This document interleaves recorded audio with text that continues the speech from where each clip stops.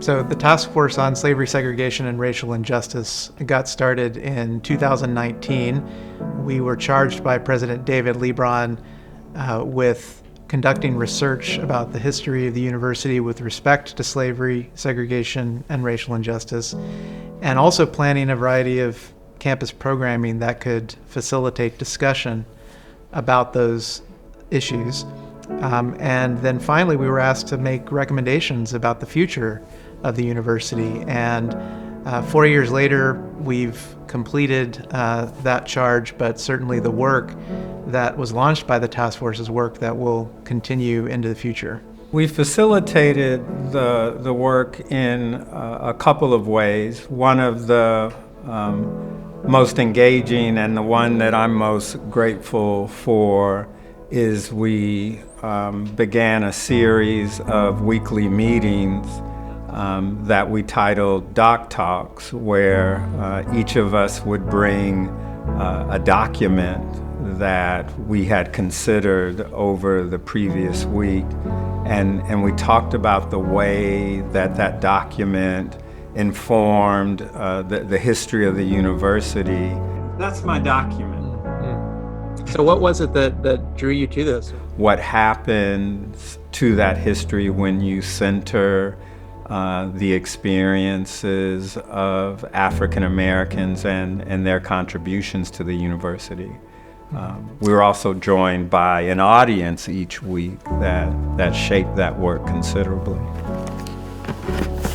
A lot of times, the work of history is solitary, and it involves sitting in an archive and turning a lot of pages, but it's also very collaborative, and I think that's what the Doc Talks brought out, is that historians test ideas and discuss interpretations of documents and refine those interpretations through that dialogue. We had the privilege of working with a steering committee of a couple of dozen faculty, staff, students, and alumni of the university who brought their own perspectives and experiences and areas of expertise to bear on the work. And so over the course of the 4 years of the task force leading up to our final report, we convened that group together close to 30 times. We were grateful to be given the time and space and resources to not just to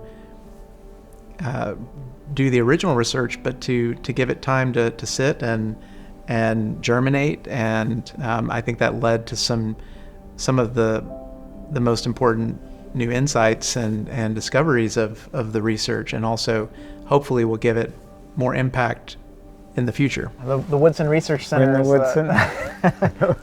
is task force Ground Zero headquarters. Yeah.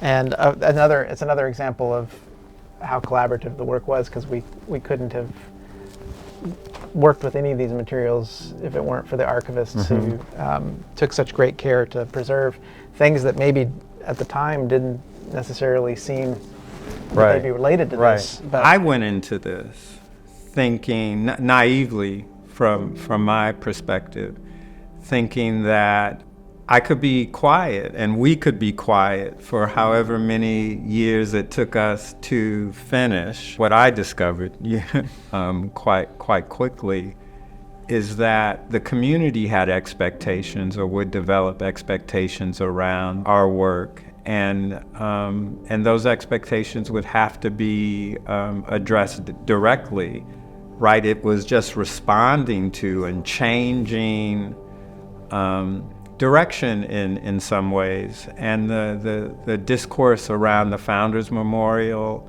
that emerged on campus not long after we began the work is I think one of the clearest examples of the power of history and public curiosity and public activism merging. We felt from the beginning that it was really important for us to approach the charge in order. It was important to do the research and understand the history as well as we could, and then to make recommendations that flowed out of that research. And it was really important to us, I think, in this last report to underline that idea of a second founding, that this moment of desegregation in the university's history was a transformative one that really needs to be understood as the opening of a whole new chapter in the history of the university.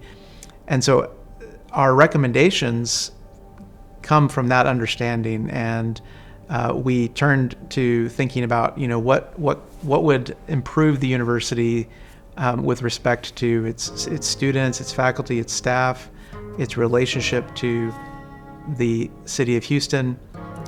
What were the things coming out of the history that we could highlight that would really set the university in a good direction? The task force makes a recommendation about Black staff and the development of Black staff at the university.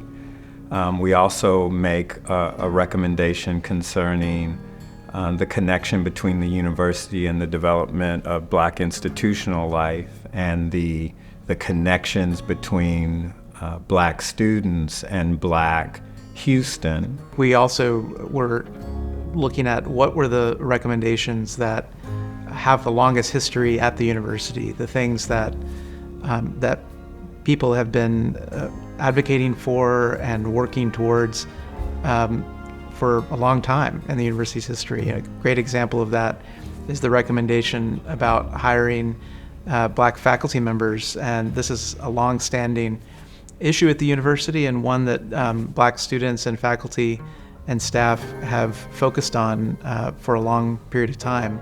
Another example of that is the recommendation for a Black cultural center on campus. We found in the course of our research that this is something that Black students have been advocating for and working for as long as they have been at the university. In the early 1970s, there was a building on campus that appeared on campus maps as the Black Student Union building, and it was there because Black students had worked hard and collaborated together to impress on administrators at the time the importance of creating space on campus for Black cultural life.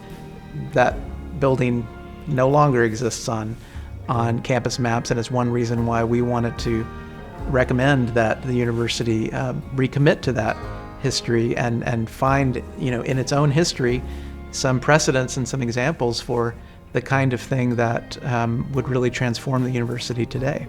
We look back on the first founding of the university as something that has begun and has ended, and we can have regrets about it, we can have hopes about it, but there's nothing we can change about the first founding of the university.